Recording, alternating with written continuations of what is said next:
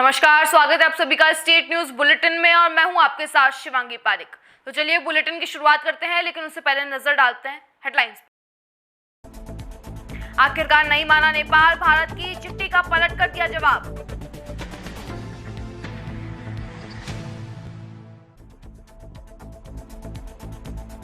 मथुरा में 14 बाल कैदी पिंजरा तोड़कर फरार, तलाशी अभियान।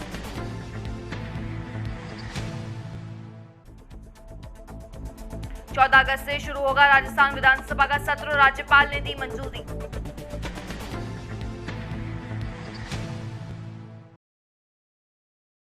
और अब खबरें विस्तार से। भारत ने इसी महीने नेपाल से अपने नागरिकों को कालापानी, लिपिथापुथुरा और लिपि लेक में अवैध तरीके से घुसने से रोकने पर अपील की थी। दरअसल धराचुला में उप जिला अधिकारी ने नेपाल प्रशासन को इस संबंध में एक पत्र लिखा था। अब नेपाल ने इस पत्र का पलटकर जवाब दिया है। नेपाल ने दार्चुला जिलाधिकारी टेक सिंह कुंवर ने इस पत्र का जवाब लिखा है। नेपाल और ब्रिटिश ईस्ट इंडिया कंपनी के बीच 1818 में सुगौली सिंध में हुई थी। सुगौली सिंध के तहत महाकाली नदी के पूर्व का हिस्सा लिम्पिताथुरा और कूटी, कालापानी, गुंजी और लिपि लेक नेपाल का भूभाग में आता है। जिला प्रशासन की ओर से भेजे गए पत्र में लिखा गया है कि चूंकि ये क्षेत्र नेपाली भूभाग का हिस्सा है, ऐसे में नेपालियों की आवाजाही स्वाभाविक है। नेपाल के पूर्व उप प्रधानमंत्री कमल थापा ने इस पत्र को ट्विटर पर शेयर किया है। भारत को दिए गए जवाब की सराहना भी की है। कमल थापा ने ट्वीट में लिखा है कि शाबाश, तमाम नेपाली नागरिक भी इस जवाब को लेकर खुशी जता रहे हैं। मथुरा के पुलिस प्रशासन में आज उस समय हड़कंप मच गया जब राजकीय बाल सुधार गृह से आज 14 बाल कैदी पिंजरा तोड़कर फरार हो गए। उनकी जानकारी लगते ही पुलिस के आला अधिकारी भी मौके पर पहुंच गए और तलाशी अभियान शुरू कर दिया, जिसके बाद 7 बाल कैदियों को पकड़ लिया गया और बाकी की तलाश जारी है। आपको बता दें कि थाना सदर बाजार इलाके में स्थित राजकीय बाल सुधार गृह से 14 शातिर बाल कैदी आज उस रात फरार हो गए जब 2 बजे यहां की सुरक्षा में तैनात होमगार्ड बिल्डिंग के पीछे गश्त पर थे। तभी अचानक अगले दरवाजे के पास से दरवाजे पर लगे खिड़की को तोड़कर यहां पर बंद 14 बाल कैदी फरार हो गए, जिसकी सूचना जैसे ही जिला के मजिस्ट्रेट अधिकारी को लगी तो उन्होंने तुरंत ही स्थानीय पुलिस को तलाशी अभियान चलाए जाने का आदेश देते हुए आसपास के इलाके से 7 बाल कैदियों को पकड़ लिया और बाकी अन्य 7 कैदियों की तलाश के लिए टीम लगाई गई है।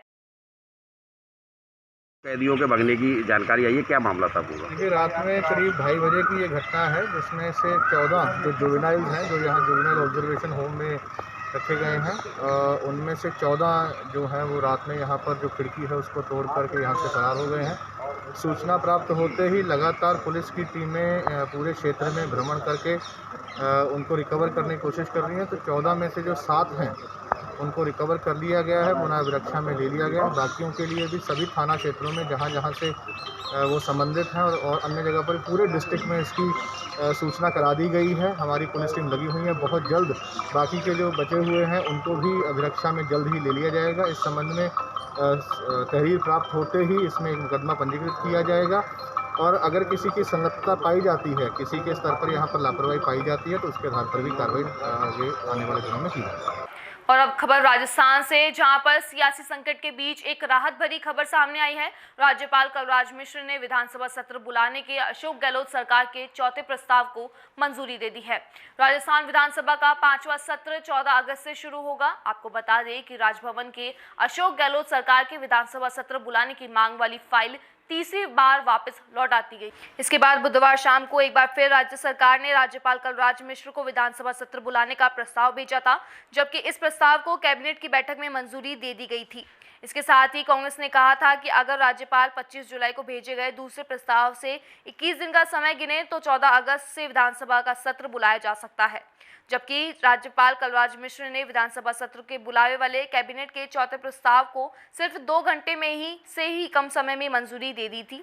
इसके साथ विधानसभा सत्र को लेकर राजभवन और सरकार के बीच चल रहा टकराव भी खत्म हो गया है। यही नहीं, राज्यपाल ने राजस्थान विधानसभा के सत्र के दौरान कोविड-19 से बचाव के लिए आवश्यक प्रबंध किए जाने का निर्देश भी मौखिक रूप में दिया है। श्रीगंगानगर के सूरतगढ़ में विद्युत विभाग के कर्मचारियों के साथ ड्यूटी के दौरान हुई मारपीट का मामला पुलिस थाना पहुंच गया है। प्राप्त जानकारी के अनुसार सज्जन सिंह तकनीकी कर्मचारी ने बताया कि 28 तारीख रात को मैं ड्यूटी कर रहा था तो अचानक लाइट पूरी सिटी में चली गई, जिसकी जानकारी मैं उच्च अधिकारियों को दे रहा था। तो इतने में ही कुछ 24 लोग आए और लाइट जाने के कारण पूछा तो मैंने कहा कि पूरी सिटी में लाइट गुल है। मैं उच्च अधिकारियों से बात कर रहा हूं। उन्होंने मेरी एक ना सुनी और मेरे साथ में मारपीट की तथा मेरा सरकारी रजिस्टर तक फाड़ दिया।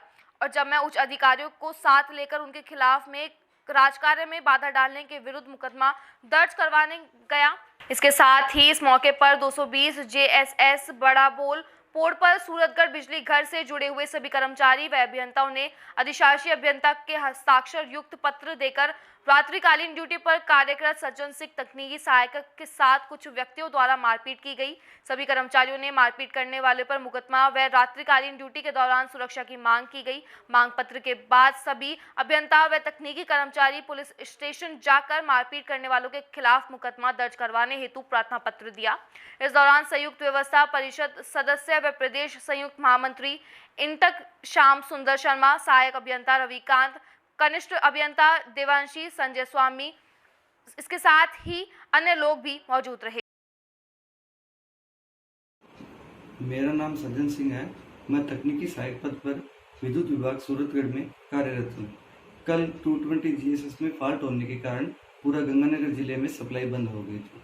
तब कुछ लोग शराब के नशे में मेरे पास आए और उन्होंने सप्लाई बंद होने का कारण पूछा। मैंने उन्हें बताया कि अभी पूरी सिटी बंद है, अभी थोड़ा टाइम लगेगा, आप इंतज़ार करो। उन्होंने बोला सप्लाई तुरंत शुरू करो और मैंने उन्हें बताया कि टाइम लग जाएगा, अभी आप थोड़ा इंतज़ार कर लो। तब उन्होंने मेरे साथ धक्का मुक्की की और मेरा लॉगबुक रजिस्टर भी फाड़ दिया और मेरे साथ गाली गलौज की। और उसके बाद उन्होंने मेरी एक वीडियो भी वायरल करके सोशल मीडिया पे काफ़ी वायरल कर रहे हैं, जिसमें मेरी कोई भी गलती नहीं है। मैं फ़ोन पे जब बात कर रहा हूँ, उस वीडियो में मैं फ़ोन पे बात कर रहा हूँ, वो मैं मेरे उच्च अधिकारियों को सूचना दे रहा था कि इस हिसाब से सप्लाई बंद है और कुछ लोग यहाँ आके हंगामा कर रहे हैं। उन्होंने उस वीडियो में ये बताया है कि ये तो अपने पर्सनल फ़ोन पे बात कर रहा है और बेसिक फ़ोन को उठा नहीं रहा। उन्होंने राजकार्य में बाधा डाली है।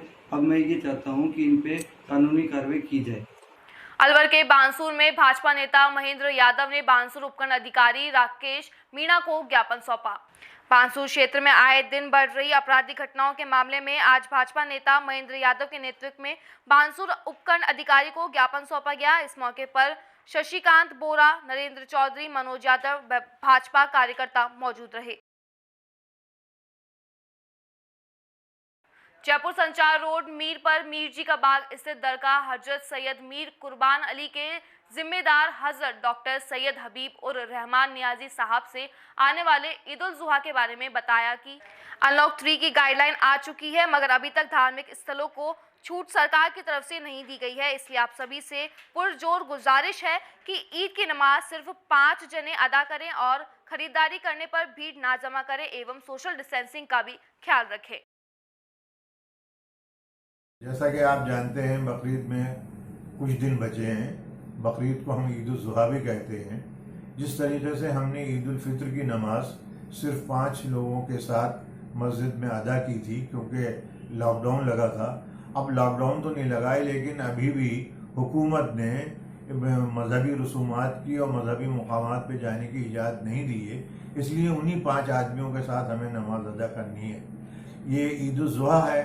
जुहा का मतलब होता है कुर्बानी के, तो ये इसमें कुर्बानी दी जाती है। तो ये आप ख़ास तौर से ये ध्यान रखिए कि जब आप कुर्बानी करें तो इस तरीके से करिए उनको कि घर के अंदर करिए या मिट्टी बिछा लीजिए, उसमें ज़िबा कीजिए, ताकि उसका खून और जो और दीगर चीज़ें हैं वो नालियों में या इधर उधर नहीं फैले। क्योंकि आप जानते हैं कि हमारे मुल्क में और भी मज़ाहिब के लोग रहते हैं। हमें कॉन्स्टिट्यूशन ने आज़ादी तो दी है, लेकिन इस तरीके की आज़ादी नहीं दी है कि हम दूसरे लोगों को और उनके जज्बात को मजरूह करें, उनको परेशानी हो। उनको बिल्कुल परेशानी नहीं होनी चाहिए। इस तरीके से आप कुर्बानी कीजिए। और जिस तरीके से कुर्बानी का गोश्त जो है वो मुतबर्रिक होता है, उसी तरीके से उसके और भी चीज़ें जैसे खून वगैरह है, ये भी सब पाक होता है। उसको इस तरीके से खुले में नहीं डालें आप। और एक चीज़ मुझे आपसे और ये अर्ज़ करनी है कि जब आप मस्जिद में जाएं तो वही उसी तरीके से जैसे ईद उल फित्र में था कि सोशल डिस्टेंसिंग को बरकरार रखिए। कम से कम 1 गज तो सफ़ में दूरी हो, जब आप सब बनाएं तो उनमें 1-1 गज की दूरी से आप खड़े हों और सोशल डिस्टेंसिंग उसको रखिए। और उसके बाद नमाज पढ़ने के बाद ये नहीं है कि एकदम से आप लोग हाथ मिला लें या गले मिल लें, ये नहीं है। आप सिर्फ सलाम मसनूना से भी काम चला सकते हैं। जैसे कि मसलन आप नमाज हो जाए, नमाज के बाद आप उनसे सलाम वालेकुम कहिए, बकरीद मुबारक या ईद उल जुहा मुबारक जैसे है, आप दूर से उनसे इस तरीके से कर सकते हैं। इन चीज़ों का आपको ख़ास ध्यान रखना है कि हमें बिल्कुल सोशल डिस्टेंसिंग की धज्जियाँ नहीं उड़ानी है। जैसे कि खुशी में कर लेते हैं, खुशी ज़रूर है, लेकिन हमारे हर खुशी के पीछे कोई ना कोई इबादत है, तो ये एक इबादत की तरह से इसको लीजिए। जालौर के तातम में भाजपा बागरा मंडल अध्यक्ष श्री जानवमल सुधार ने शुक्रवार को प्रदेशाध्यक्ष डॉक्टर सतीश पूनिया, जिला अध्यक्ष श्री श्रवण सिंह राव व विधायक श्री छगन सिंह राजपुरोहित के दिशा निर्देश अनुसार भाजपा बागरा मंडल की कार्यकारिणी घोषित की। अपने कांधार पर 2 युवाओं पर राष्ट्रवादी भाजपा पार्टी के विश्वास रखकर जिम्मेदारी दी है। संगठन की ओर से मजबूती मंडल मित्र मंत्री पोसाराम देवासी, शक्ति सिंह केंद्र संयोजक श्री सुमेर सिंह चौहान, सुरेश देवासी ने कार्यकर्ताओं को संबोधित करते हुए कांधार के सभी युवाओं की ओर से बधाई एवं शुभकामनाएं दी। युवा नेता का हौसला बढ़ाया। हमारा काम है कि युवा नेताओं का हौसला बढ़ाने के लिए कांधार के सभी भाजपा कार्यकर्ताओं ने मिलकर स्वागत समारोह का कार्यक्रम रखा है। उपस्थित कार्यकर्ताओं में सुरेश देवासी, सुरेंद्र सिंह चौहान, प्रेमाराम प्रजापत, रंजीत सिंह रावणा, थानादार देवासी, पारसमल एवं सभी कार्यकर्ता उपस्थित रहे। देसूरी के नरनाई में गांव में सरपंच शेखर मीणा के द्वारा खोया हुआ पॉकेट तथा आवश्यक कागजात संबंधित मालिक को लौटाए गए। स्काउट यूनिट लीडर शिक्षक अरविंद सिंह राणावत को सुबह भ्रमण के दौरान शनिचर मंदिर के रास्ते में बीच सड़क पर एक काले रंग का पॉकेट मिला, जिसे लेकर वह ग्राम पंचायत सरपंच शेखर मीणा के पास पहुंचा। सरपंच मीणा ने ग्रामीणों से जानकारी कर मालिक मोतीराम खीर को रुपए से भरा पर्स व आवश्यक सभी कागजात सुपुर्द किए। पॉकेट पाकर खीर के परिवार के चेहरे खिल उठे और कहा कि ईमानदारी आज भी कायम है। इस अवसर पर समाज सेवी ओगडाराम सीरवी, रमजू खा, गुलाब सिंह, पंचायत सहायक प्रभुलाल, भंवरलाल, गायक रूमालनाथ व ग्रामीण उपस्थित थे। जालौर के सायला में राजस्थान माध्यमिक शिक्षा बोर्ड द्वारा घोषित 10वीं के परीक्षा परिणाम को लेकर मंगलवार को स्कूलों में धूम रही। अनेकों जगहों पर परीक्षा परिणाम देखा गया और मेरिट आने वाले विद्यार्थियों को सम्मानित भी किया गया।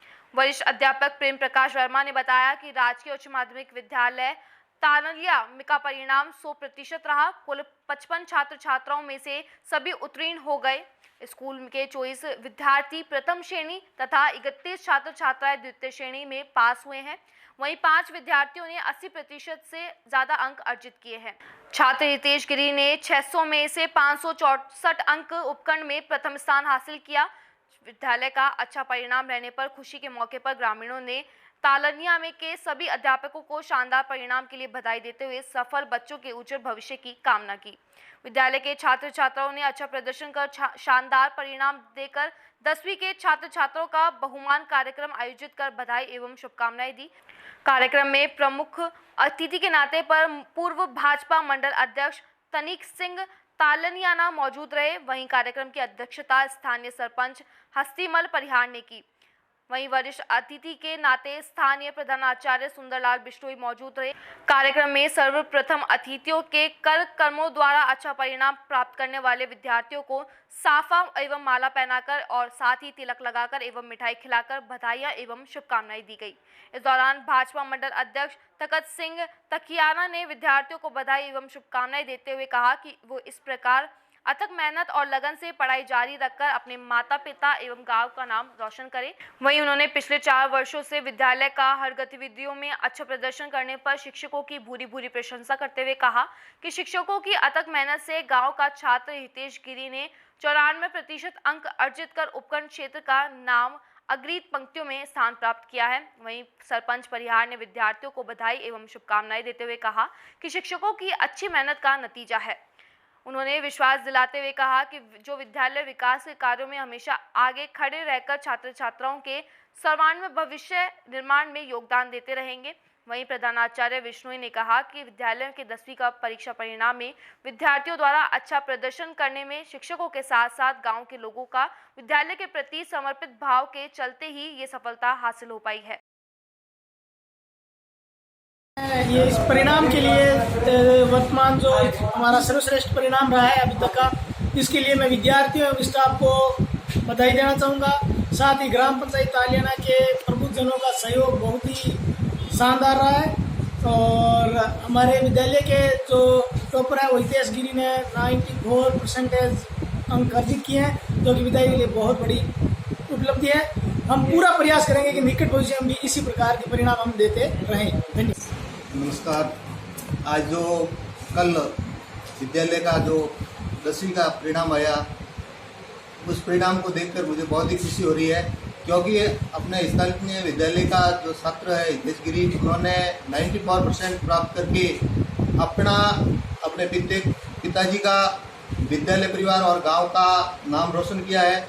इसके लिए उन विद्यालय परिवार, उनके माता पिता और छात्र को तहे दिल से हार्दिक बधाई देता हूं।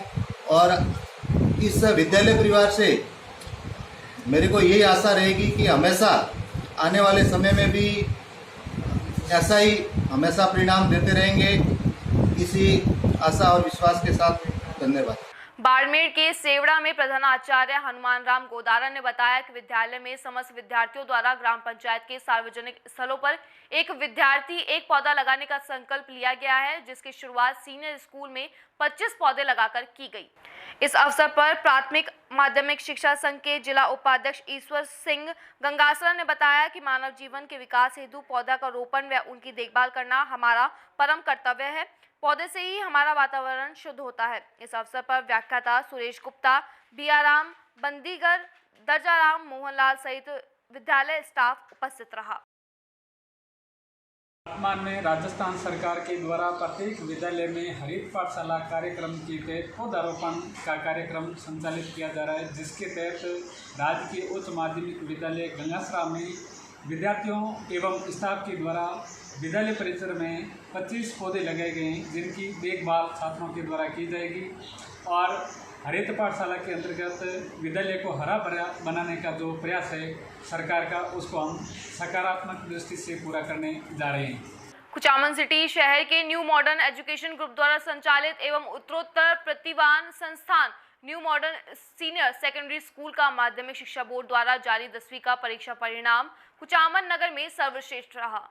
प्रधानाचार्य मदनलाल कुमावत ने जानकारी देते हुए बताया कि छात्र सुनीता कुमावत पुत्री श्री हरिराम कुमावत ने 94.83% अंक प्राप्त कर विद्यालय को गौरवान्वित किया है।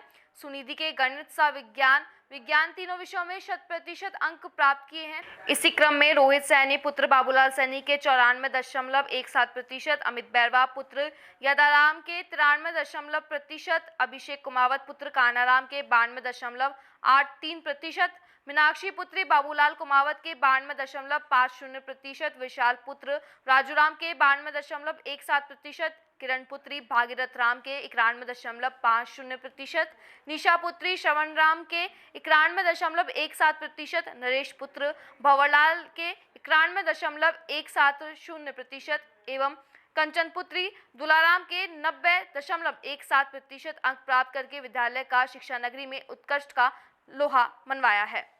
शिक्षा नगरी के इन चमकते सितारों का सम्मान समारोह आज विद्यालय परिसर में आयोजित किया गया। इस समारोह में संस्थान निर्देशक देवीलाल दादरवाल, प्रधानाचार्य Madanlal Kumawat, modern English school के प्रधान अध्यापक कमलेश कुमार ने प्रगतिशाली विद्यार्थियों का सम्मान किया। संस्थान निर्देशक देवीलाल दादरवाल ने सभी विद्यार्थियों को संबोधित करते हुए कहा कि दृढ़ संकल्प व निरंतर मेहनत से आपको सर्व शिखर पर प्रगति स्थापित कर सकती है। उन्होंने विद्यार्थियों को इस सफलता के लिए संस्था के शिक्षकों को कठिन मेहनत और उनके जज्बे को भी सलाम किया है। मॉडर्न इंग्लिश स्कूल के प्रधानाध्यापक कमलेश कुमार ने सभी सफल छात्र छात्रों को बधाई देते हुए उनके उज्जवल भविष्य की कामना की एवं निरंतर कठिन परिश्रम करके भविष्य निर्माण का संदेश दिया। प्रधानाचार्य मदनलाल कुमावत ने पधारे हुए सभी विद्यार्थियों को निरंतर मेहनत कर अपने अपने सपने साकार करने का आशीर्वाद दिया। मंच संचालक कृष्ण गोपाल वर्मा ने किया। इस अवसर पर संस्थान के राधेश्याम कुमावत, बाबूलाल, सुरेश कुमार आदि उपस्थित रहे। उपस्थित हुए सभी अंकतुलों ने सरकार की दिशा के निर्देश में जारी हुई गाइडलाइन का पालन किया एवं सोशल डिस्टेंसिंग का भी पालन करते हुए कोरोना महामारी से बचाव के प्रति सामाजिक जागरूकता का परिचय दिया। सुनिधि कुमावत कक्षा 10 में 94.83 अंक प्राप्त किए। इसका श्रेय मैं अपने शाला को, अपने अभिभावकों को और न्यू मॉडर्न एजुकेशन ग्रुप को देना चाहूँगी। मैं कक्षा 11वीं में साइंस मैथ सब्जेक्ट लूँगी और सिविल इंजीनियर बनकर देश सेवा। फिलहाल स्टेट न्यूज़ बुलेटिन में बस इतना ही। आप देखते रहिए डीपीके न्यूज़। नमस्कार।